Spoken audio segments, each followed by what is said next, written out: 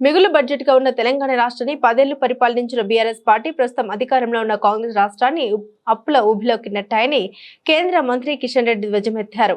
ఈ కష్టకాలంలో మన రాష్ట్రాన్ని రక్షించుకోవాలంటే మోదీ గారి నేతృత్వంలో ఇక్కడ కూడా డబుల్ ఇంజిన్ సర్కార్ రావాలని కిషన్ రెడ్డి పిలుపునిచ్చారు. తప్పకుండా ఈ తెలంగాణ గడ్డపై కాషాయ జెండా ఎగరవేస్తామని ధీమా వ్యక్తం చేశారు. దానికి మే 10న జరిగే మోదీ గారి బహిరంగ సభ ద్వారా శ్రీకారం చుడతామన్నారు.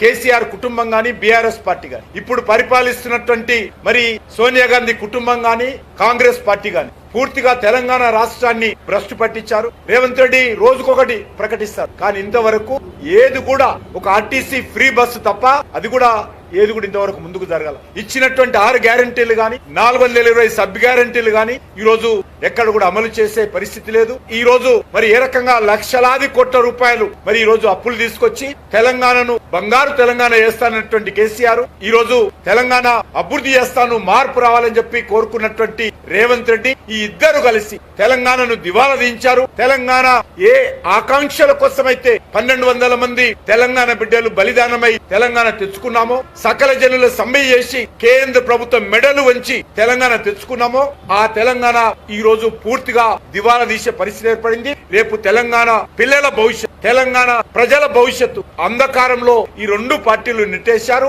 కాబట్టి తెలంగాణను రక్షించుకోవాలంటే, ఈ కష్టకాలంలో తెలంగాణ ముందుకెళ్లాలంటే ఇక్కడ డబుల్ ఇంజన్ సర్కార్ రావాలి. మోడీ గారి నాయకత్వంలో డబుల్ ఇంజన్ సర్కార్ రావాలి. తప్పకుండా వచ్చేటువంటి 2.5 సంవత్సరాలు రాష్ట్రంలో భారతీయ జనతా పార్టీ నేతృత్వంలో ప్రజా సమస్యల మీద పోరాటం చేస్తాము. ఖచ్చితంగా ఈ తెలంగాణ గడ్డ మీద కమలం పూ జెండా, కాషాయ జెండా ఎగరేస్తాము. దానికి 10వ తేదీ జరిగేటువంటి కార్యక్రమానికి శ్రీకారం చుట్టబోతున్నామని ఈ సందర్భంగా మనవి చేస్తూ సెలవు తీసుకుంటున్నాం.